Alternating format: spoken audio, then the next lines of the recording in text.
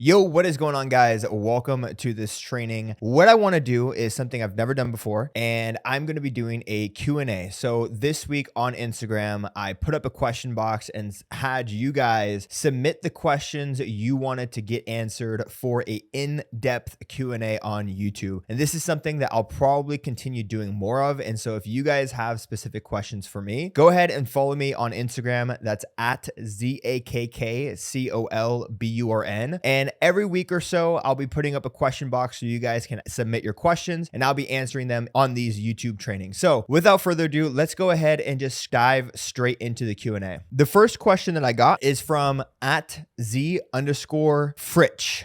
F-R-I-C-H. And he asks, any advice for entrepreneurs just starting out? So my advice for entrepreneurs starting out is this. Success is a process. And in order for you to succeed, you have to follow the process. And the reason why I took such a long time to succeed is because I didn't understand what this process was. No one ever told me what the process was for success. And it took me a lot longer to figure it out. And trust me, if I had figured this out sooner, I would have been a lot more successful a lot more early on. I have people that I'm meeting today who are 22, 23 years old, making as much or more money than I am right now in my business at 27 years old. And I think to myself, man, if only I knew this earlier. But, sometimes I have dinners with my friends who are my age and doing, well. And we always say, yeah, but if we look back, we didn't really have the tools and resources that these kids have nowadays to see success. And what I meant by that, or what I mean by that, is back when I was 17, 18 years old and I was just starting off and starting my own business, there was no resources for success. The only real resources there was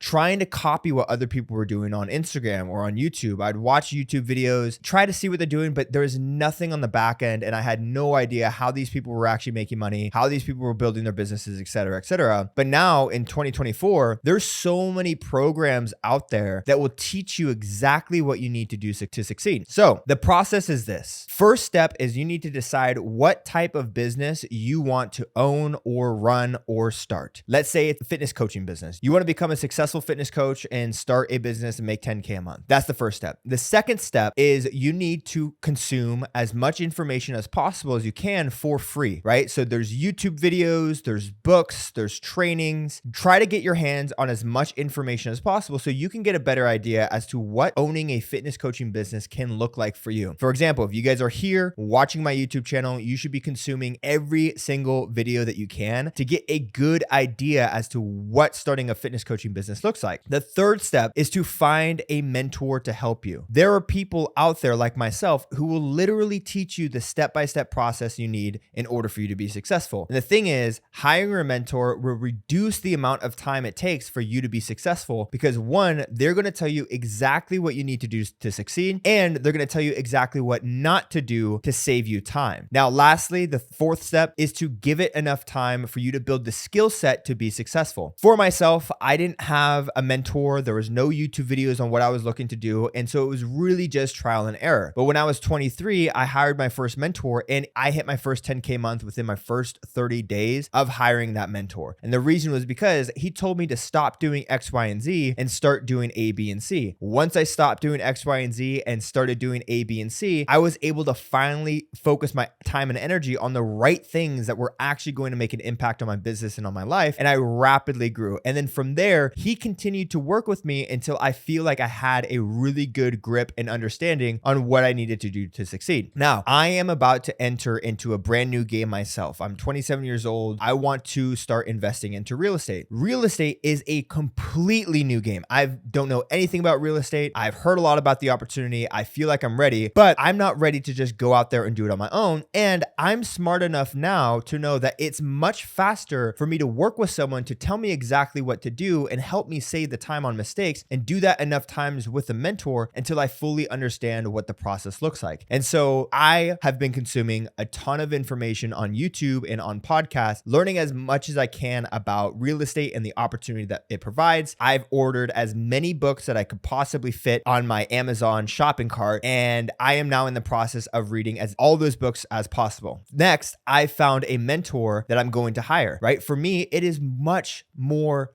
it is worth spending the money to hire a mentor and have him save me time and mistakes and headaches and self-doubt and questioning, and just be sure that if I follow the process that's been proven already, I will be successful. And lastly, the last step is to execute and do. So that's the step-by-step process when it comes to starting out as an entrepreneur. Consume as much information as possible, find a mentor to help you, and execute. Now, the second question I got was from Coach_Albert. He wants to know how to get more inbound leads through your content. So the first thing with content is that you need to understand how to grow your page organically. When you're first starting out on social media, you're likely going to be very unskilled as a content creator, and that's totally fine. But what you have to understand is that you have unlimited rounds of bullets in order for you to hit your target. With content, it's not like you have one single bullet and you only have one shot. You have unlimited rounds, so you can be creating as much content as possible until you find that thing that sticks. So the first thing that you got to focus on is expanding your palette for types of content to create. What's going to work well for you, what doesn't work well for you, what you enjoy creating, what you don't enjoy creating. So what I recommend is spending time on the Explore page to see what kind of content is going viral today and mimicking and copying that style of content, and come up with a few different types of content that you can experiment with. This could be talking head, it could be motivational, it could be educational, it could be, a day in the life. You should spend more time consuming content than you spend,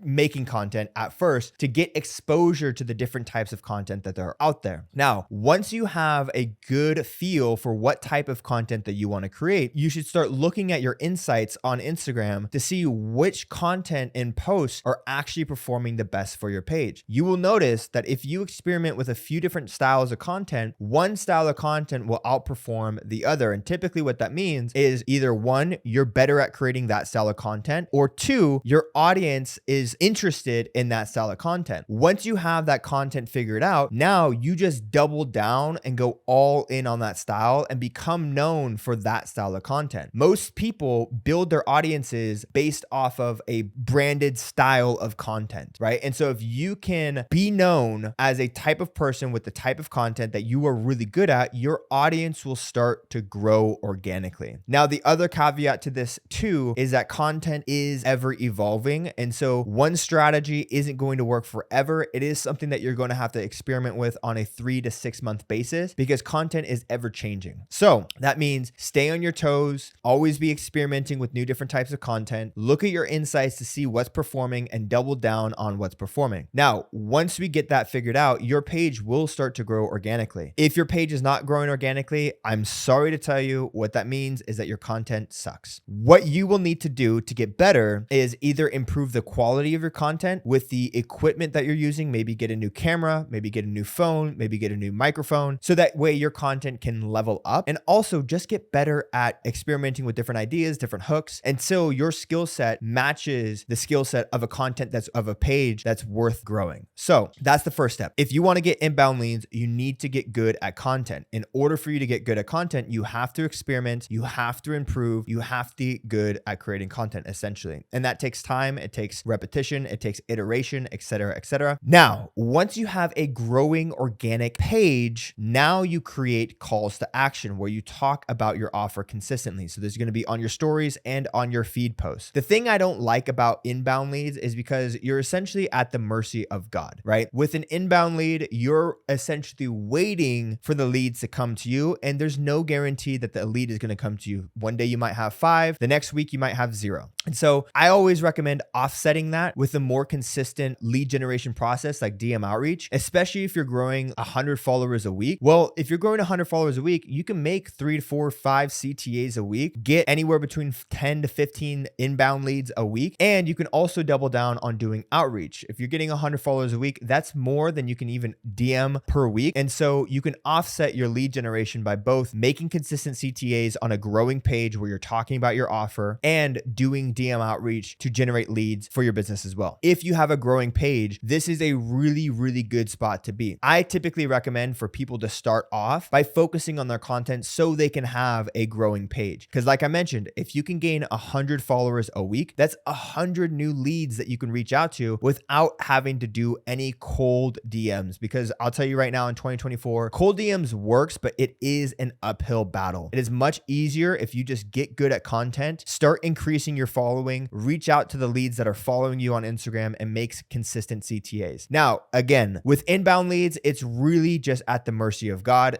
If you are creating content, your page is growing, you're making consistent CTAs, there's still no guarantee that an inbound lead is going to come. So you just have to be patient and you have to be consistent with that process. But there's really nothing more to it than making good content, having an offer that's desirable and valuable, showcasing that offer online so people can see exactly what it is that you do and give them the opportunity to opt in either through the DMs or through an inbound application. Okay, so the next question comes from Goku Grizz Uku. I don't know if I said that right, but the Instagram handle is GOKUGR1IZUKU. And he asks, how do you recover from failure? Now, I experience failure every single day, right? There are certain things in my business that I experience to this day that will give me anxiety, things that will, not give me a panic attack, but like definitely get me worked up, wound up. And, I've definitely had months in my business where I didn't make money, right? You go a whole 30 days, give your business everything that you have, and you lose money at the end of the month. That's a really soul crushing feeling. And so I've definitely experienced with failure before. And my process is this. Number one, you need to go on walks, right? Long walks allow you to get out of your head, get into your body, get your endorphins running, and also give you space and time to think. For me, often, if I have a failure, I know that I'm just an hour away from solving that problem and making a game plan to solve that failure. A lot of the times, failure just requires you to change your plan or change your strategy. And so let's say if I was expecting to have a month to look a certain way,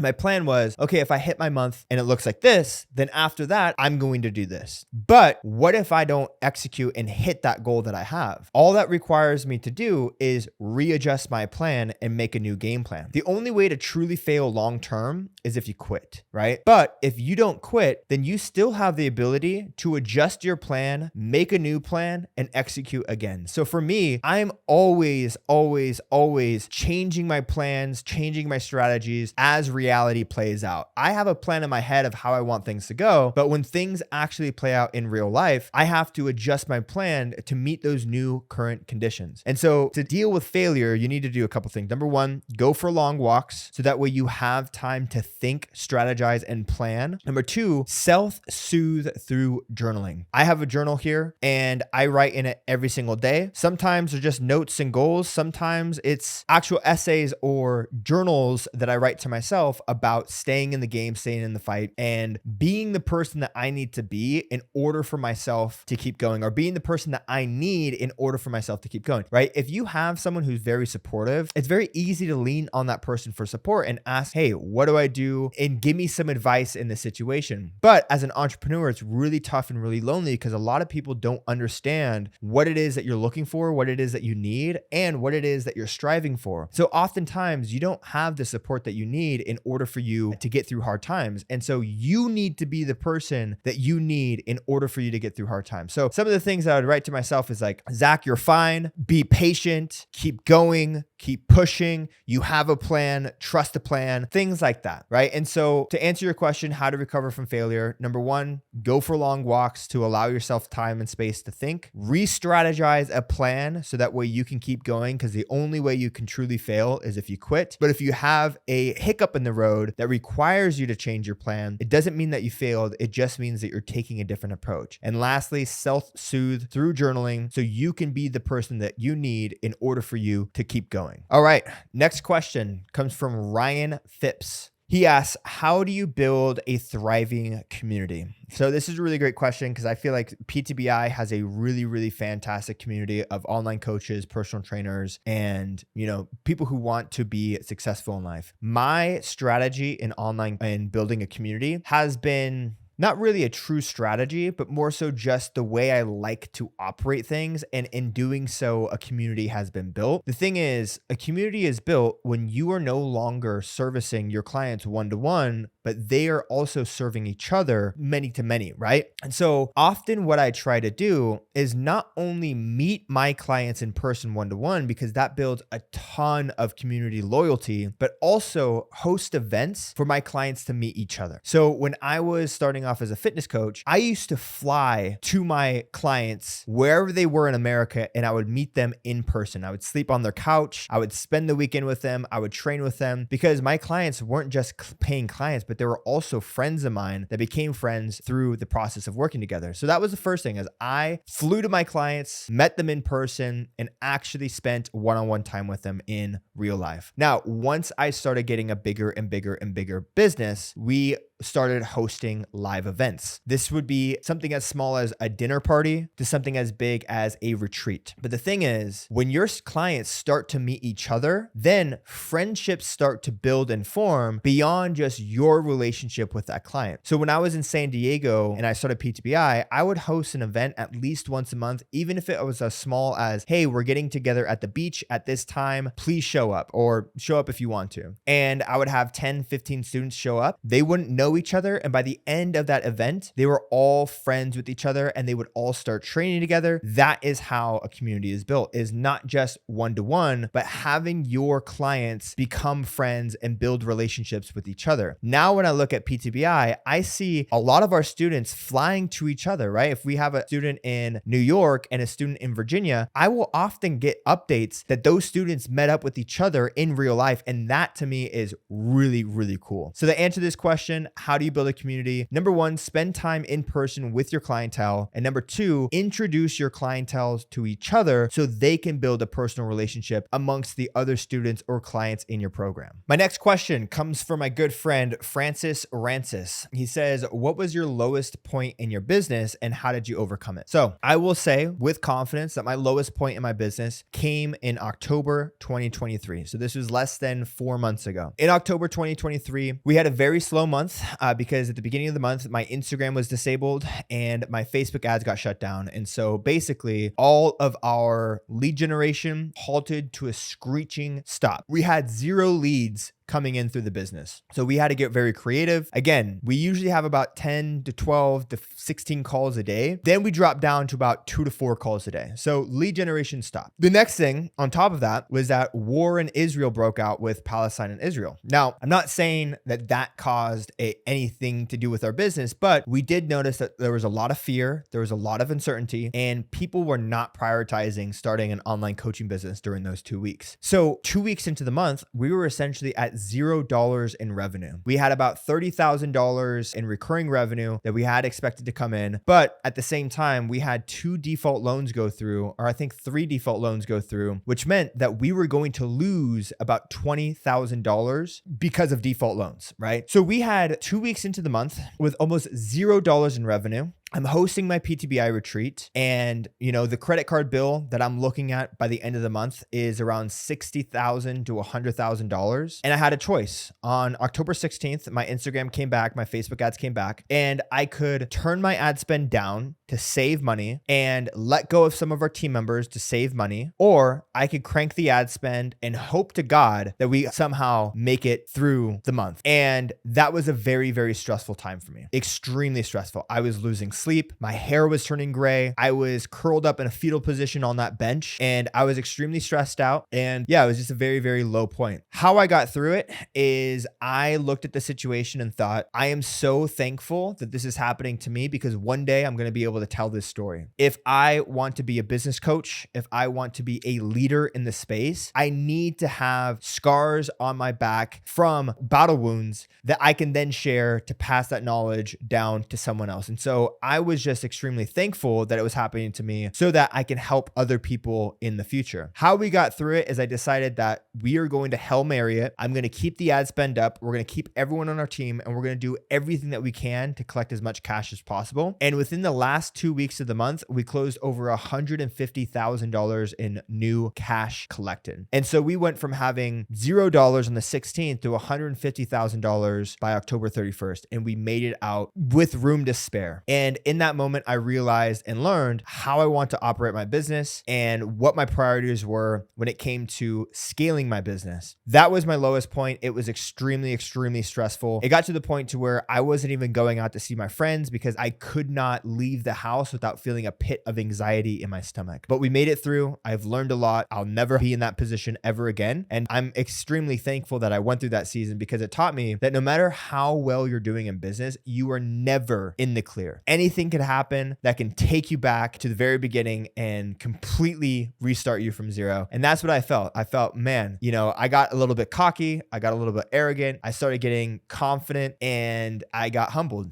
And I'm extremely humbled now. And I'm excited because now our business is on a very good growth trajectory. We're not over leveraged like we were last year. And everything this year is going to be about having a healthy, safe, and profitable business month over month. The next question from Francis. He asks, who are 3 people you would want to sit down and talk to, dead or alive, and why? Now, I have a few inspirations that I look up to that have helped me through many, many times in life. The first one is Arnold Schwarzenegger. I think he's just incredible. I think he's smart. I think he's a lot smarter than people give him credit for. For me, I think it's one thing for you to build a career in an industry, but it's another thing to build multiple careers across multiple industries. I had a conversation with my friend Sumner, and he said the most impressive people in life are not the people who can build success, but who could build success in anything that they do. So Arnold was someone who reached the top pinnacle of bodybuilding, then transitioned into acting, right? When he was at the top of bodybuilding, he then transitioned into acting and reached the pinnacle of acting. Now, once he was done with acting, he transitioned into politics and became the governor of California. For me, that is super impressive because it just goes to show that you can continue climbing mountains and reach tops of new mountains no matter what age or what you've done in life. And I think that is super inspiring. So I would love to just have a conversation to see and hear how he thinks. The second person that I look up to a lot is G-Eazy. G-Eazy, the rapper, he's someone that I have,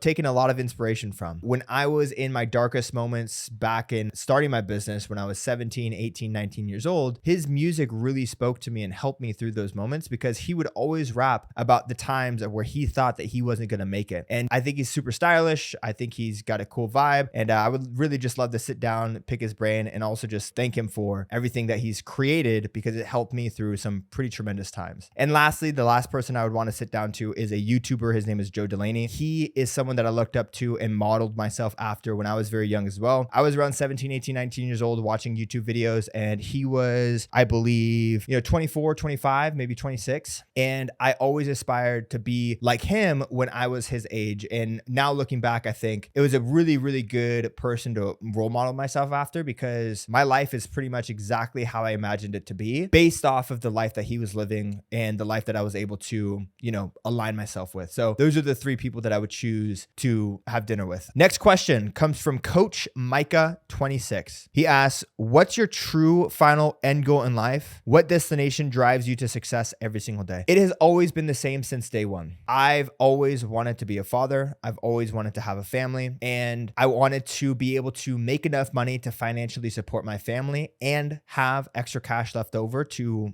give them the life that they deserve. But when I was, growing up, I never truly believed that I was going to be able to financially support a family. I remember being in college thinking, I was splitting a bedroom with 5 dudes paying $500 a month in rent, thinking, how am I ever going to support a family and pay this entire rent by myself to support the family all on my own? I just didn't even think it was possible. So I was very driven to become financially secure. That's always been the goal. Now, it's definitely grown into something much bigger than I ever imagined. Initially, all I wanted to do was make 6 figures. Now we have a business that's doing multiple 7 figures a year, and I'm able to help hundreds and hundreds and hundreds hundreds of fitness coaches create a six-figure income through online coaching. And that's something that I, never thought was going to happen. It just turned into what it was. And end goal is still the same. I want to have a family and I want to be a dad. And so what drives me to succeed now is continuing to help people and save up as much money as I can. So that way, when I do have kids, I can choose to retire Megan, or I can choose to retire myself, or choose to retire both of us. And we could fully be present as parents and be financially successful, financially secure. So financial security has always been the driver, and becoming parents and passing down our knowledge has always been the true final destination. Now, the last question comes from Joseph Lydom. He texted me this question because the question was too big to fit in the Instagram question box. But he says, I'm curious how you kindled a future marriage all while growing a multi-million-dollar business. Something super intriguing to me is how you and a few others have built great lives for families that aren't even fully here yet. I look forward to being a future husband and father, but just like a business, those things take time and effort. So I, like I mentioned, have always wanted to be a father. I've always wanted to have a family, and I've always wanted to have financial security so I can do those things without losing sleep. Choosing Megan as a partner was something that was a no-brainer. My number one goal when I was first starting out was gaining financial security so that way I can have those things without losing sleep. And so my business was my number one priority. That was priority number one. Oftentimes, if you see someone who's out there dating a ton of women and out traveling and partying, business is not their number one priority. Traveling and partying and dating women is. But the thing is a huge distraction that will take you away from your goals if your goals are to build a successful business. I never really dated the way that a lot of guys today date. I never used any dating apps. I actually never went on any proper dates unless I met someone organically. So the way that I met Megan was we met through mutual friends. We met in person. We clicked organically and we started dating, and it was nothing but green light. I remember dating girls back in the day, and it was just so hard, right? Because there was mixed signals. They wouldn't, want to do X, Y, and Z, or it was moving too fast, or they didn't know how they're feeling. And for me, it was like, I know exactly how I feel. I know exactly what I want. If you're not able to meet me where I am, I'm not going to waste my time fighting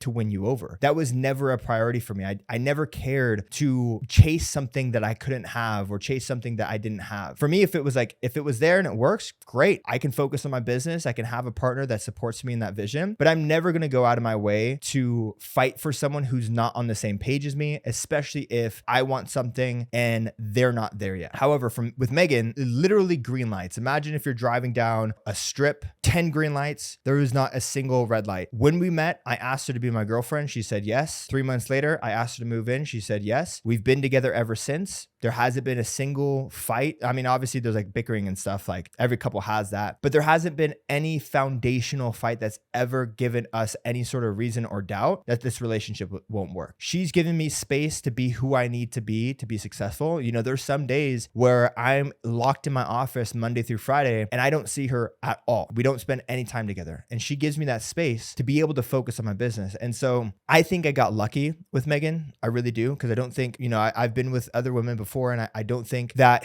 it's very common to have someone who's so gracious with giving me the space and time that I need to build my business, because she knows that the business is the number one priority for me. But the question is, how do you balance both? The thing is that you need to focus on your business and you need to focus on yourself first and foremost. If anything takes you away from that, it is going to hurt your growth when it comes to building $1 million business. Now, when you're on your path to building $1 million business, you will have opportunities to meet people who support you in your vision. When you meet those people, you cannot let them go. You have to group them in, or, round them up and bring them into your circle. So that way you can have the support that you need. You can have that person that you know and love, and they can support you in your goals. So the answer to this question here is that it wasn't something that I technically sought after or built. It was something that came naturally because I was so single-mindedly focused on building a successful business. And Megan joined in on my pursuit to help me by being a supporting partner, by giving me the space that I need, and giving me the fulfillment of having a family with her, with our future kids, and Sozin. So